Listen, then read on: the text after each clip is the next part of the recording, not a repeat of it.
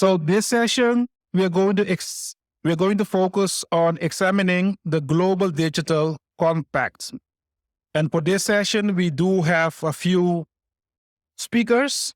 We will first start with the given overview. What is all the GDC about? And for this particular session, we do have Maarten Botterman. So that's the right pronunciation, Maarten Botterman.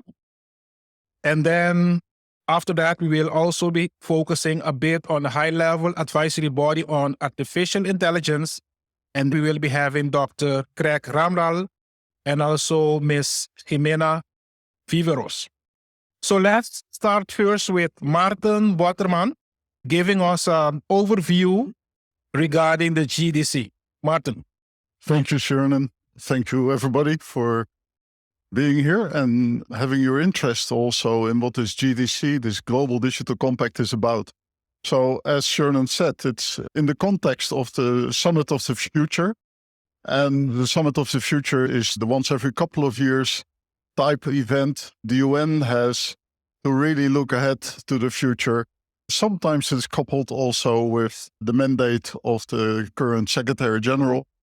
But for sure, it is to look ahead, understanding we are in a time of change, a time of challenges. These challenges aren't only digital. So the summit is also not only digital.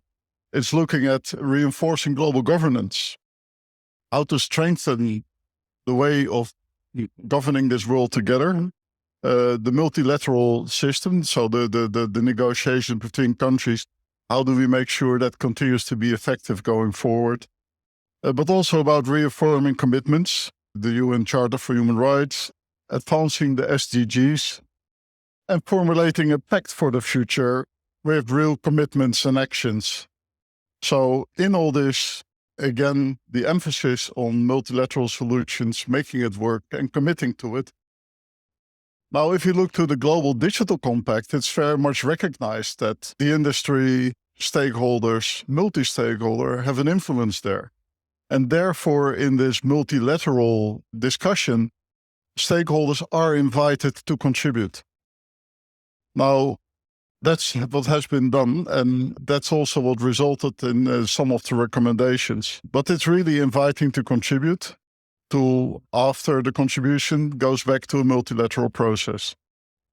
The GDC, the Global Digital Compact, sets out the guiding principles for digital governance with a focus on inclusion, focus on human rights, and recognizing multi-stakeholder engagement, at least in the current draft, which has not been approved yet, which is to be approved. And it has some action-oriented outcomes. These action-oriented outcomes and actions are really about creating together an inclusive and secure digital space with digital trust and security, and also inclusive governance, which sounds like, to me, multi-stakeholder governance. Recognizing emerging technologies. Why emerging technologies? Because they will affect the world of tomorrow, but maybe there's things we need to do today to make sure they are not too disruptive. They are not creating irreversible damage and things like that. Examples of that are, for instance, the AI Act in Europe, which says we need to see how we can prevent that to happen, basically, and then we'll follow up with next steps. And the Presidential Act in the US and other initiatives are this time taken by different regions. So to say something at UN level sort of makes sense. How to do it, how to say it, that is the challenge. Personally, I believe that the way internet governance has developed over the decades is something we can learn from, even if we cannot develop AI governments over decades. And last but not least, the international cooperation. And there in the GDC, the emphasis is on, at this moment, multi-stakeholder approach. Now, why do I emphasize also the fact that the process is multilateral? It's a UN process, and basically it's about countries deciding how they best take care of their citizens and the world together. That's the principle. But in those discussions, it's very good that they've been reaching out to multi-stakeholders to see, so what should we do about this? Because governments aren't building this digital space. We do that together. And yes, governments have a role on that, but they cannot do it without us. It's mainly done by industry, academia, users, a business, how it evolves. And government sets the boundaries and ensures that the law that is existing isn't broken. Sometimes they're trying to translate that law, and so what does it mean for digital? But in principle, the law is the law, and you shall not steal applies to online stealing as well, in a way. So what happens in the process of consultation is that we've been invited also as ICANN to contribute to that. And then these sessions where evidence was offered, insights were offered, were not recorded. There's no reports of it, other than reports from the people themselves.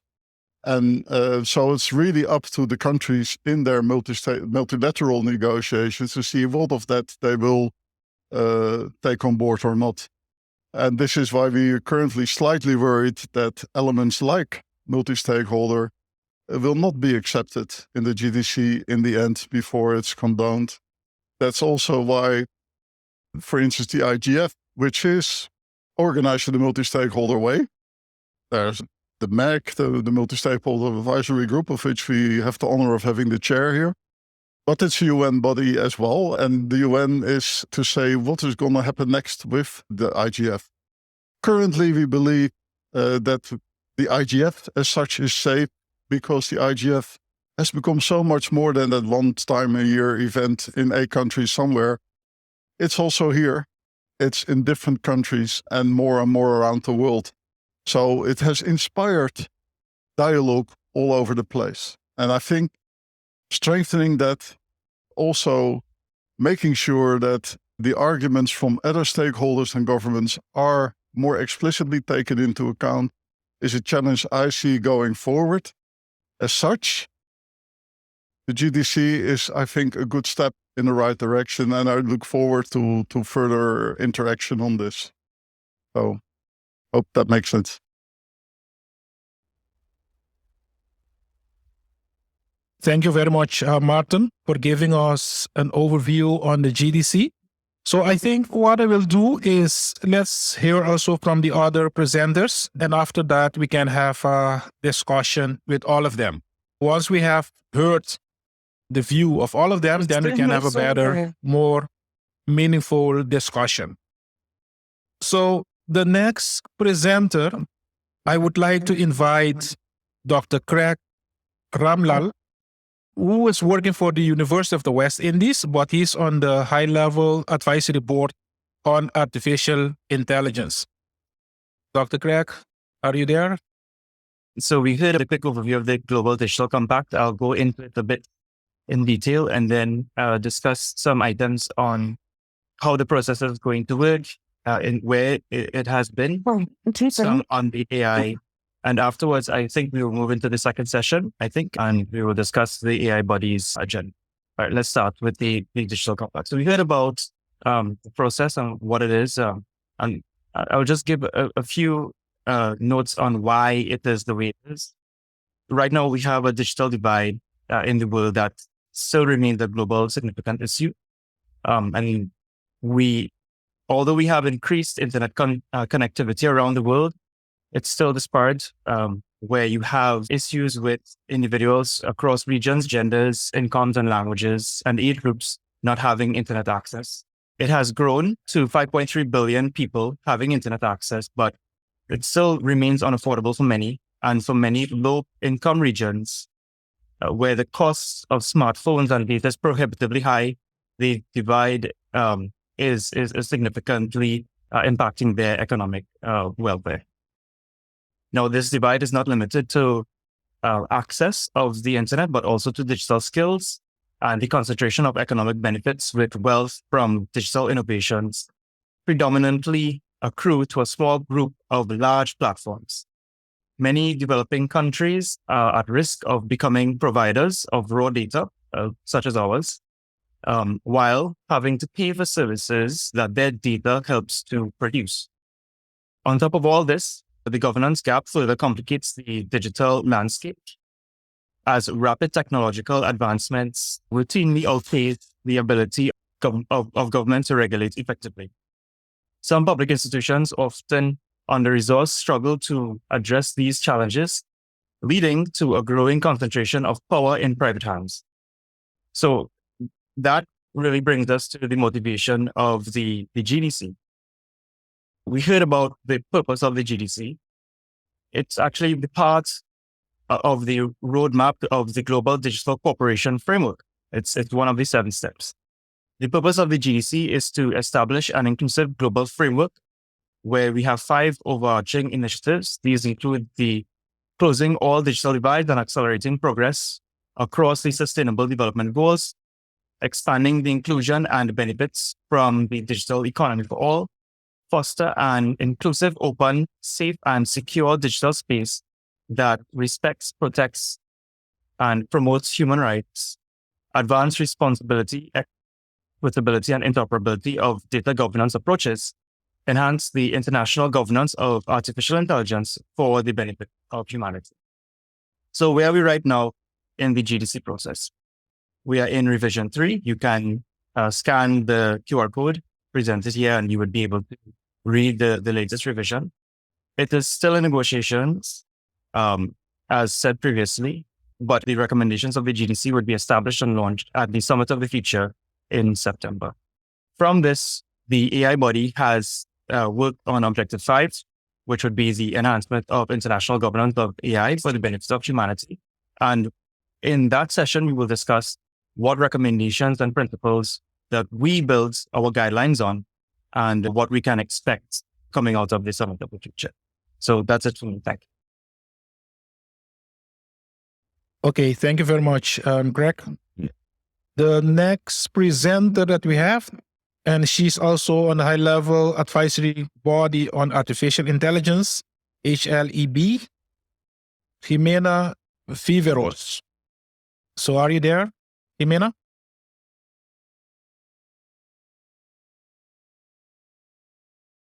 Sorry, can you all hear me?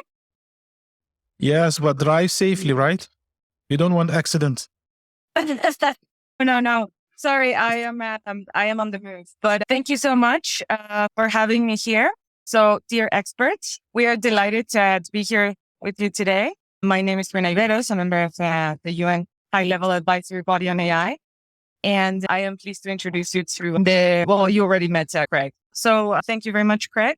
So the purpose of this presentation is to provide, since the launch of our body in October last year by the Secretary General, the publication of our interim report was out in December and September, so before the Summit of the Future. So at the end of the session, there will be a possibility to provide feedback and ask some questions. Since our publication, the interim report, there has been a lot of feedback that has been generated across all regions, reflecting the global interest in this crucial issue, which includes 250 written inputs from more than 150 organizations and over 100 individuals. A risk pulse check, a horizon scan of 350 experts was also conducted. 18 deep dives, bringing together over 300 experts, which was quite remarkable. Also, over 100 papers were analyzed and over 40 consultations. All of the above has been incorporated into our final report draft, which, as I mentioned, will be released in September. So regarding the deep dives, as part of our commitment to addressing the multifaceted challenges of artificial intelligence, we have engaged in an extensive series of deep dive sessions from March through May. These sessions have been instrumental in shaping our final report, as you can see from the slide, by AI. So you can see them all here. And then some of them had different sessions, as you can see, agriculture standards and peace and security. There were also regional consultations, which we can see in the next slide. as we held over 50 regional consultations across all regions of the world. Thank you for the slide chain. With the participation and support of various agencies such as UNESCO, the World Bank, and the UN Secretary General, and a lot of people involved in this effort. And these consultations were extremely valuable as they provided a greater diversity of perspectives, ensuring our recommendations were inclusive and reflected the views from all regions of the world. In our final report, we wish to share a summary of the analysis of the international and sectoral AI governance landscapes and a summary of the recommendations for the report. Our analysis underscores the urgent need for a unified, global, and holistic approach to AI governance. As AI technologies advance and their impacts become more profound, a coordinated global effort is essential to address the challenges and harness the opportunities they present. Therefore, our key recommendations that you can see on this slide are common understanding. We propose the establishment of an international scientific panel on AI to foster a shared understanding of AI's implications and facilitate informed decision making. Also, common ground. We recommend initiating a policy dialogue on AI governance and AI standards exchange to create a platform for discussion and standardization amongst stakeholders. The next one is common benefits. This is in order to ensure equitable access to AI benefits. So we suggest the creation of a capacity development network, a global fund for AI, alongside a global AI data framework to manage and utilize AI data responsibly. Last, but very much not least, common purpose. We also advocate for the establishment of an AI office within the UN Secretariats to oversee and coordinate international AI efforts, ensuring alignment with global objectives and fostering international collaborations. Now, there's also the very urgent need for a global approach. So there is an imperative for this type of approach, and for this, we must highlight a significant trend in the realm of the global governance of AI. Since the release of ChatGPT, we have observed a remarkable surge in global efforts as the number of key milestones in these initiatives has sharply increased. Prior to ChatGPT, there were fewer than 3 major milestones per year. In 2023 alone, this number rose to 6, and the first half of 2024 has already seen several major milestones. As AI continues to evolve and integrate more deeply into various sectors, the urgency for comprehensive and effective governance frameworks has become more and more apparent. Despite the progress and numerous efforts made to address AI governance, the feedback we received continued to confirm the global governance deficit mentioned in our interim report.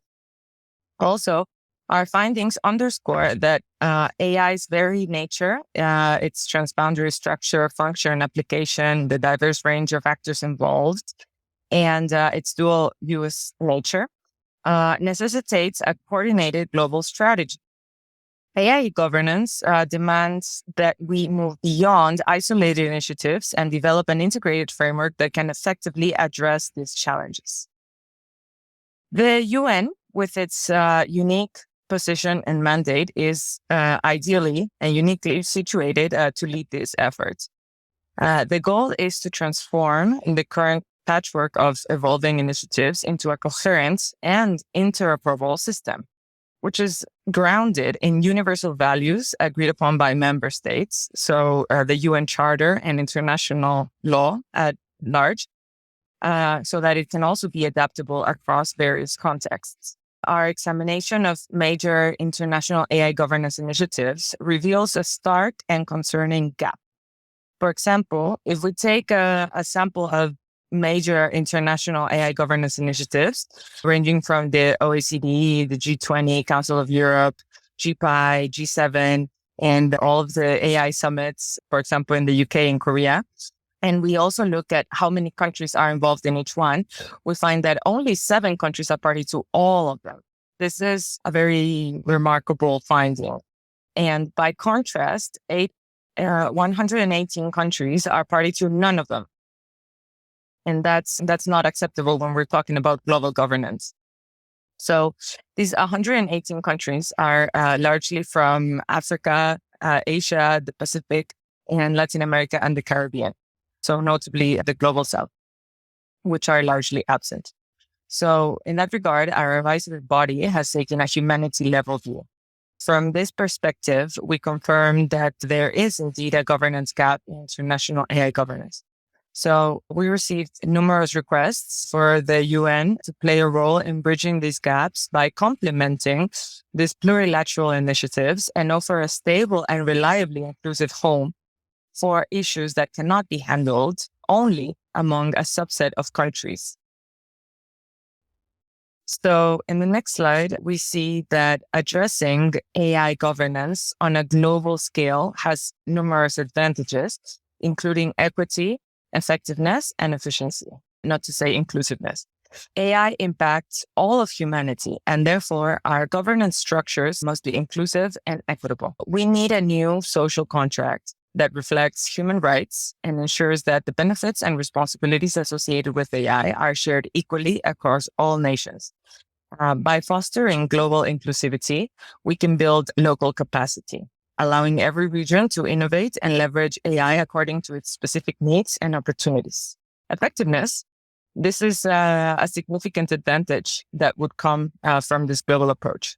A worldwide perspective facilitates the flow of information and pooling of knowledge, even among countries with various or varying interests and priorities. This global framework allows for soft coordination between different regional and plurilateral initiatives, helping to create a unified governance landscape. Importantly, it also prevents harmful competitive practices that may lower safety standards. Additionally, global governance supports cross-border interoperability, ensuring that AI systems work seamlessly across different jurisdictions. Finally, global governance enhances efficiency.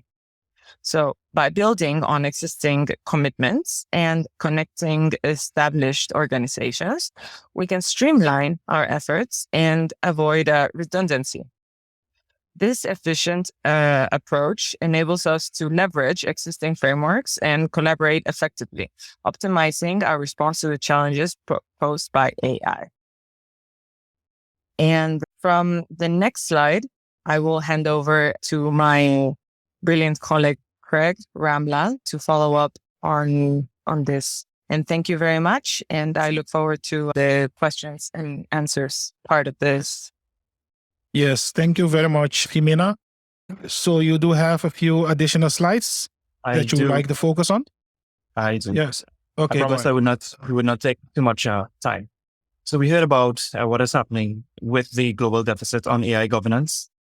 We also understand that AI is quite complex. It's multifaceted. So when we look at the governance frameworks, when we look at the UN system, there are currently a lot of existing governance documents related to AI.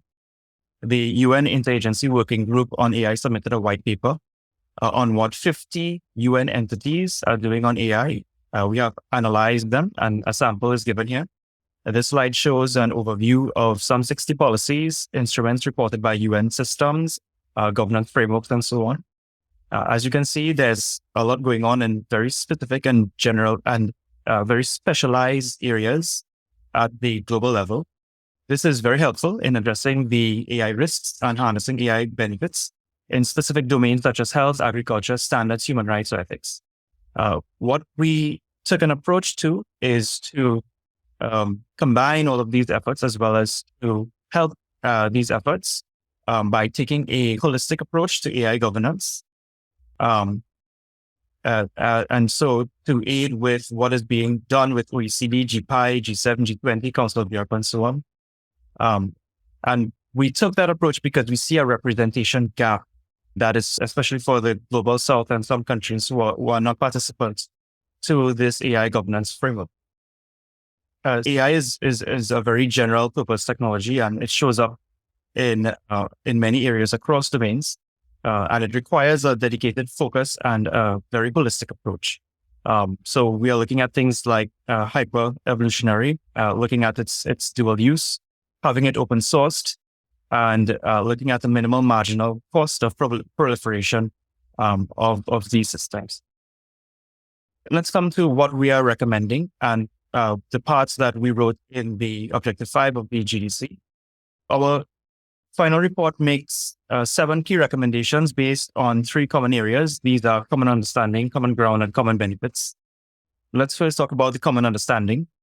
From our feedback, there were many comments on the need for a common understanding on AI and requests for the UN to support a newly constructed international scientific panel on AI. The purpose of this panel would be to facilitate knowledge pooling from across silos in multiple countries and to serve as an entity that can coordinate with all existing national and plurinational initiatives, such as GPI and so on. The deliverables of this panel would be an annual report on the capabilities, opportunities, and risks of AI. They would also release a quarterly thematic research digest on areas in which AI can help achieve the SDGs and ad hoc reports on emerging issues and risks. Let's now look at the common ground. To establish this common ground, we received calls for the UN to establish a platform for intergovernmental exchange on the governance of AI. We saw from previous slides how existing international AI governance initiatives leaves out many states, especially the global south. So the purpose of this international governance dialogue on AI would be to share best practices on AI governance, report on significant AI incidents that exceeded the capacity of state agencies to respond, and to promote common understandings on cross-border implementation of AI governance measures by private and public sector developers and users. Additionally, we received requests for the UN to facilitate a harmonization of standards whilst enhancing their interoperability. So we are proposing an international standards exchange for the development and maintenance of a register of definitions and applicable standards for measuring and evaluating AI systems. The exchange would perform the quality control on the standards and identify gaps where new standards are needed. Okay, so let's now talk about the common benefits. To establish common benefits, we received requests for the global network, which ensures inclusivity, data diversity, and cross-domain training.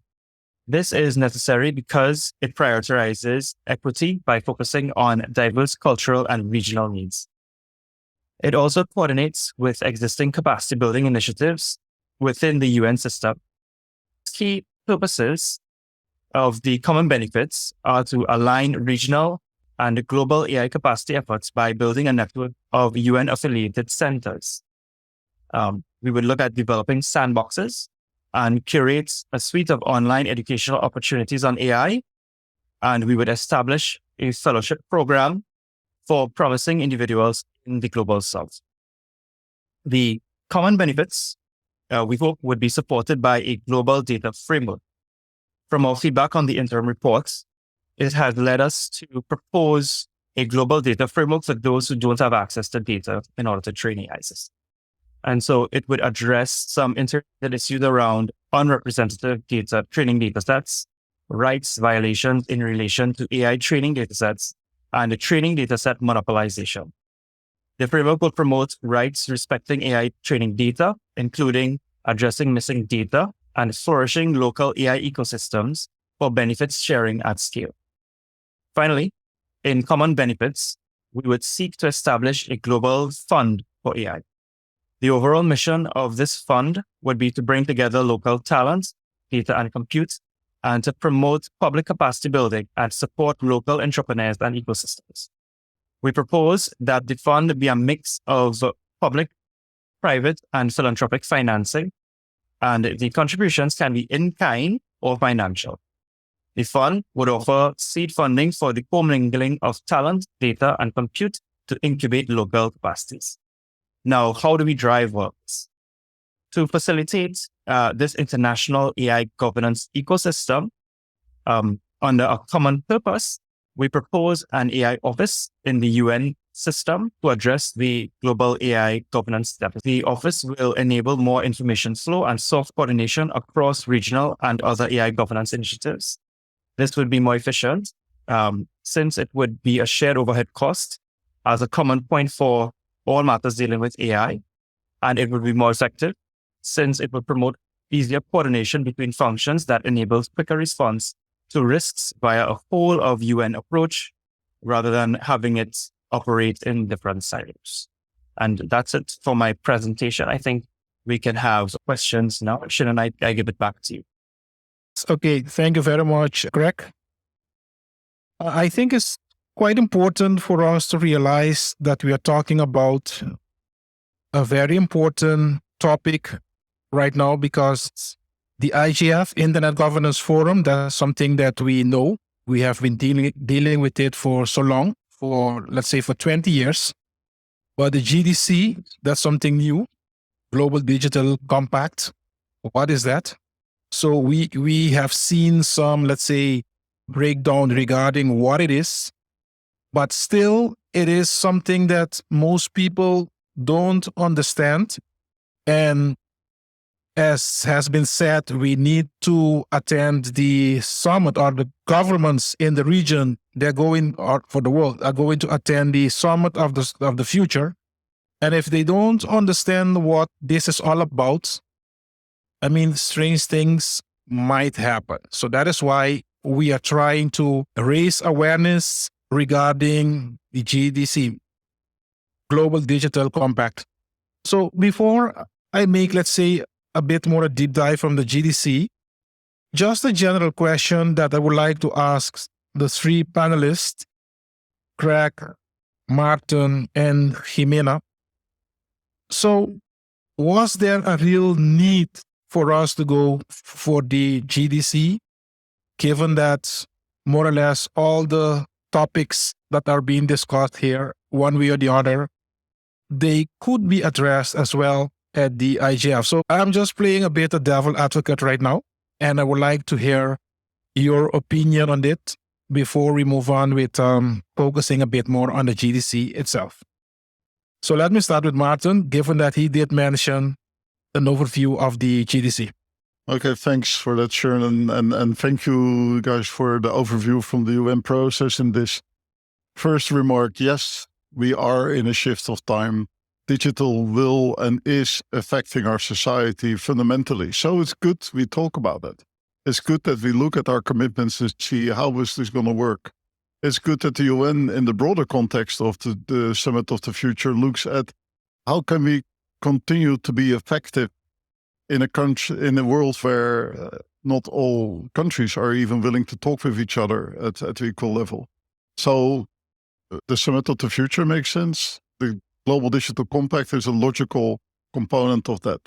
But indeed, my main concern, and that's a question I also like to ask to the following two respondents, is that the presentation also for the AI office, we recognize AI will have a fundamental impact on society.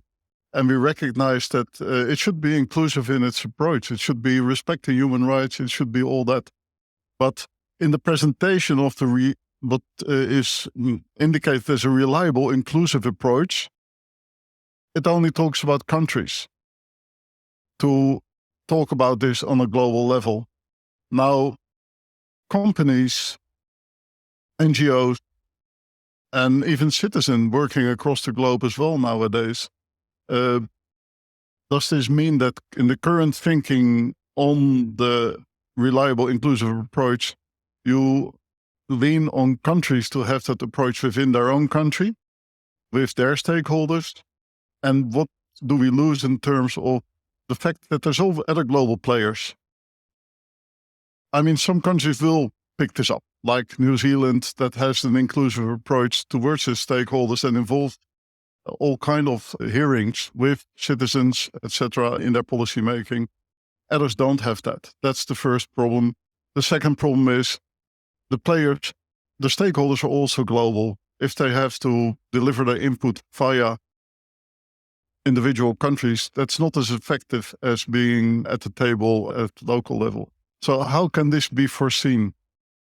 Last remark, an approach that is seen in Europe is that the AI Act that the European Commission has proposed to move forward in ensuring that AI gets fostered, but also preventing irreversible damage.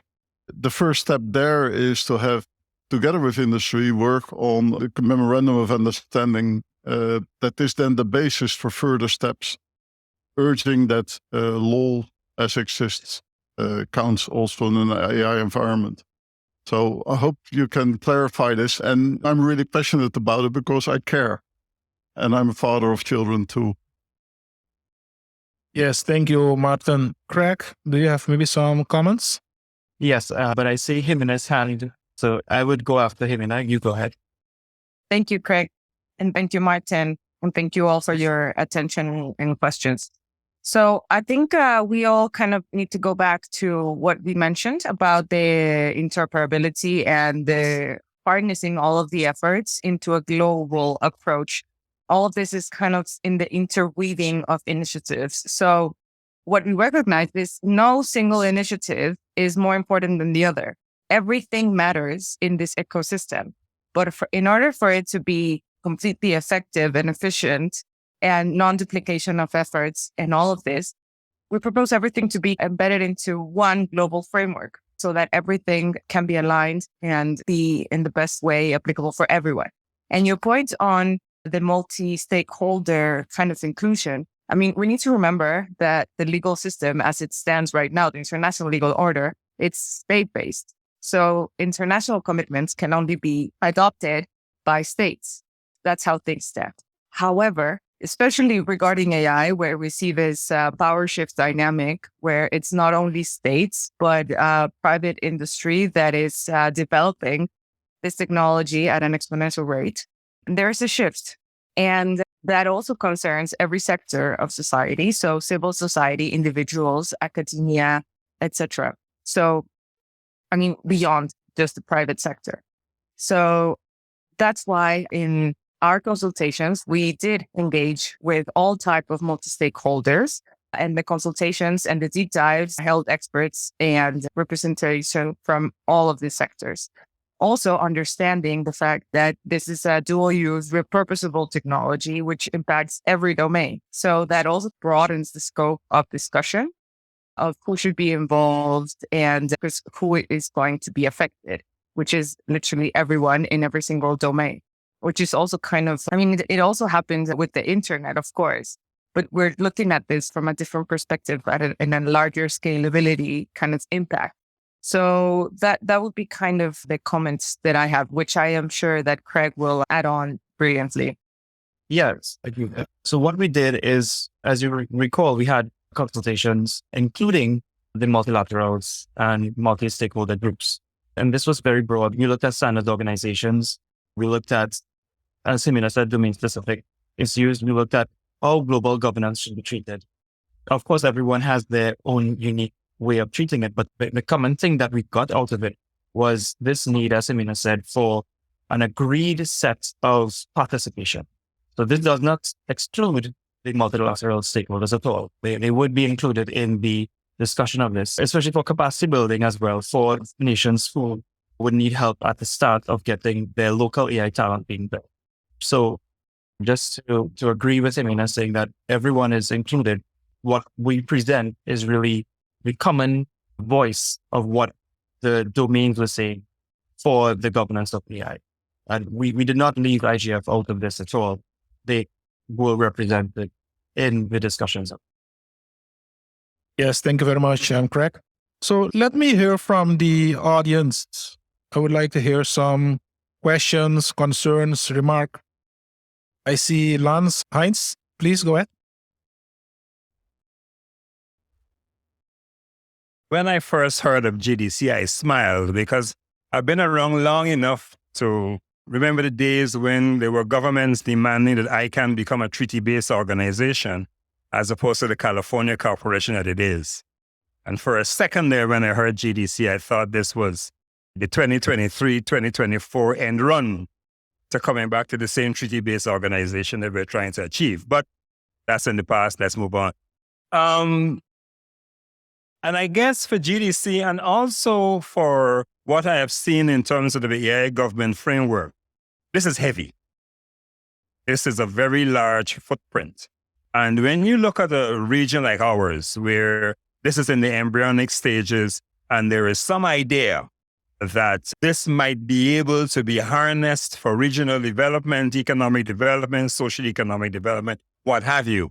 And I guess a concern that I have is that if this is too heavy and there isn't that flexible, light touch, which will allow the innovation and the creativity and the development that we need. And I look at these rules of exchange and stuff like that. And I guess I'm not sure at the moment how you could definitely apply this in this region to make sure that as much as possible, if we're going to use AI constructively for what it is that we'd like to do, whether we could do it successfully. And I'd be happy to hear the comments of the panelists. Yes, I think let me give Craig, let's say, Yeah. maybe the opportunity to answer, Yes, because yes. Craig is from the region. So I would like to hear his opinion. And then after that, we can hear the opinion from our other experts as well. Yes, thank you so much for that, Shernon. So I know I completely agree with you, right? So yeah, I'm from Trinidad and Tobago. I teach at the University of the West Indies. I teach in the Department of Electrical and Computer Engineering. And I completely agree in looking at the nuances in how AI can really benefit our region, noting our culture, noting our resources, noting our problems, and noting what we really have the capacity to do. This is speaking as someone who has been at the university. I've taught at the university now for the past 10 years. And we produce all electrical engineers out from our department. We produce all electrical engineers to the Caribbean. We have taken a role, especially in the development of some of these frameworks, that it is not tied specifically to reduce the innovation of certain regions. We have made sure that can't happen. Although any kind of guardrails we have is for the protection of the people and the local regions that they would exist in. At the university, one of the things that we have made sure to do in preparation for what is coming for AI is the development of 6 postgraduate AI programs, moving students through CAPE, through CXC CAPE, all the way up to a PhD in AI. And we are looking to launch that in January. The reason for doing that is that we have noticed, and when I have been speaking to governments in our region, we know that there's this shift from the discussion of digital transformation to now a discussion on data protection, AI governance. It's all of it is wrapped up, and it really fits within the global digital compact. So we really want to prepare our region for something like this. Thank you so much for that question. I hope I. Thank you very much, Craig. Are there any other questions from the audience? Rodney Taylor, Secretary General. Thank you very much, and thanks to the presentations by the panelists. With respect to, I think it was referenced the body or office to be established in the UN. Would this be under the office of the tech envoy? That's the question. I'm wondering, because there's no doubt that AI is transformational, but it is a technology. And I know the UN specifically has a role in global governance around things of human rights and international peace and security, economic and social development. But there are specialized institutions of the UN, like the ITU, for example, that has the Global AI for Good initiative. And whether or not the UN itself is the right place, given the nature of the technology, transformative as it is, whether that would be the right place, while the UN still continues to grapple with those fundamental issues of peace and security and social development, human rights, and so on. Or whether, Lance referred to something as light touch. In other words, having done this work to promote cooperation, whether it should maybe step back and look and see how the other specialized institutions can take it forward, working along with organizations like ICANN and all the others that are in the technology space. Thank you. Yes, thank you very much, Rodney. Maarten or Jimena, one of you would like to answer this?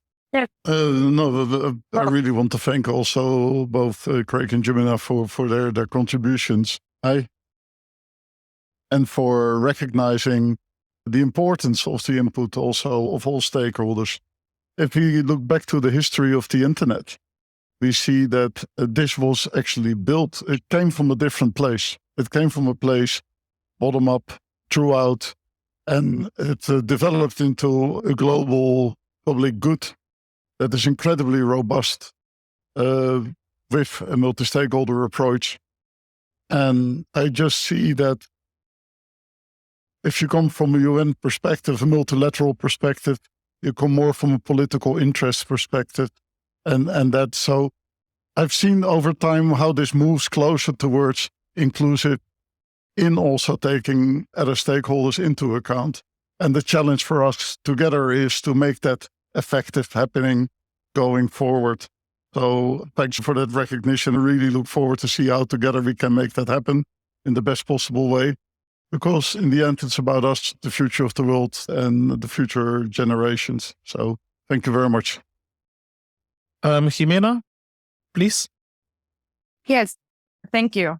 So just to address why the UN is uniquely positioned in this, regardless of structurally where it is located within the UN or what magnitude it has in the UN, despite having the setbacks that it has, it also is uniquely positioned with 193 member states. That's the highest number of members in any international organization.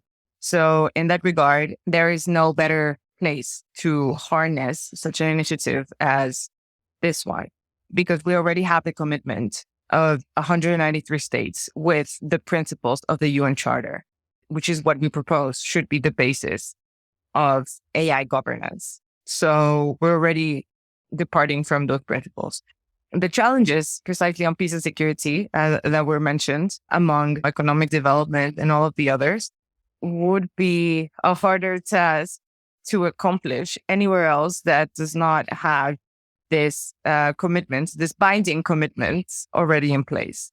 So this is why the UN is the best place, in my opinion, to hold this governance, to be the guardian of whatever binding commitments can come out of the summit of the future.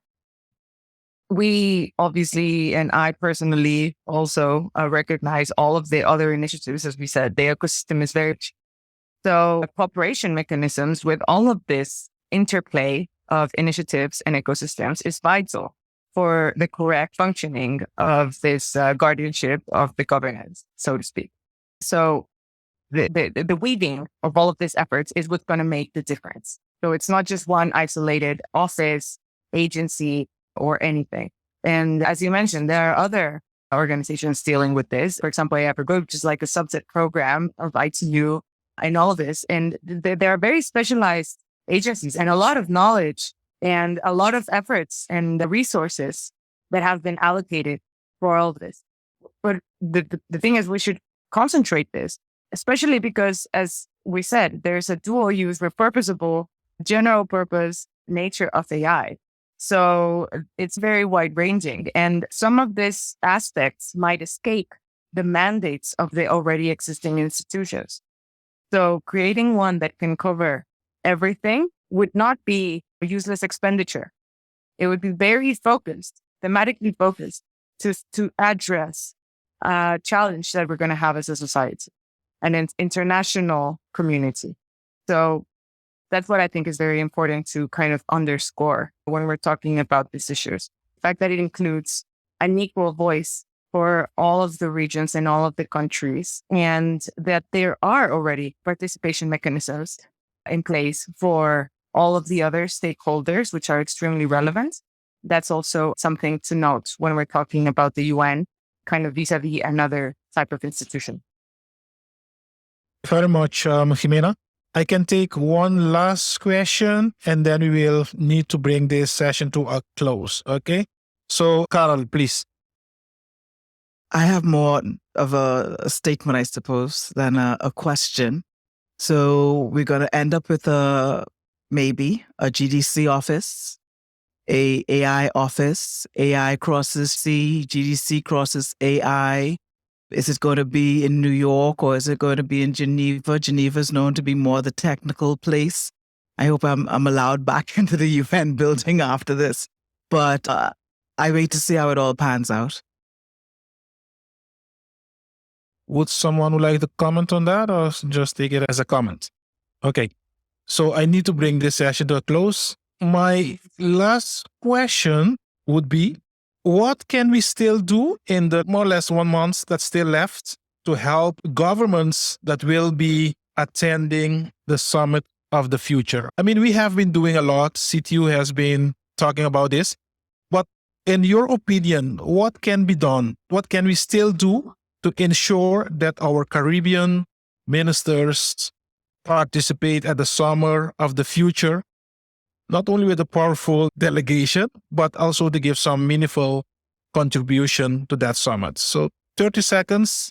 I would like to hear some recommendations from the panelists.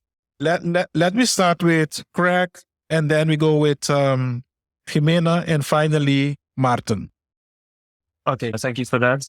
I just wanted to comment back on Martin's response of the multilateral version. Yes, I completely agree. You know that we wanted to have everyone on board on this. But the GDC is still in negotiations right now. So even before the Summit of the Future, I think that that at the Caribbean community, we need to have a common ground on what we stand for and what we need to get for our community. We need to have our policymakers understand what is vital that we should push for in this GDC process, to support the GDC process and to write your statement and be there, as well as to come into the Summit of the Future, participate in it, and make sure our voices are heard. Thank you, Craig. Jimena, 30 seconds comment. Thank you. So I second that very much. I think it's crucial to keep participating and do raise your hand and do make your comments and voices heard through your representatives at Summit of the Future. I will be there with the Mexican delegation. And we also share the Caribbean Sea. So in the region, our concerns are very similar. So yes, just keep raising aware of the fact that it's going to be very important what's decided there. And as Craig mentioned, it's still under negotiation. So nothing is set in stone. So this is the time to address it all. The more voices, the better, because the whole point is, again, keeping this at the UN and this forum, this very important Summit of the Future within the General Assembly, is a demonstration of that. So this is going to be a great display of multilateralism, and I look forward to seeing all of you there. Thank you very much, Jimena. And Maarten, your last comments? Yes, thanks. Well, the nice thing specifically in the Caribbean is you guys do things together because you have to, and you know that. And with that as a core, I think the recognition that governments need to work with private stakeholders, with the people themselves, maybe something you can bring with you. How to bring that? Very difficult to change things that are not underway already in the 2 weeks to the summit, I would say. But a message from one of the ministers, one of the countries, or maybe of the CTU even, to ask specific attention for this point, that going forward we needed to do this together in a multi-stakeholder way, I think would be the best thing you can do between now and the summit. Thank you very much, Maarten. Let's give them a round of applause, and then we go to the next session.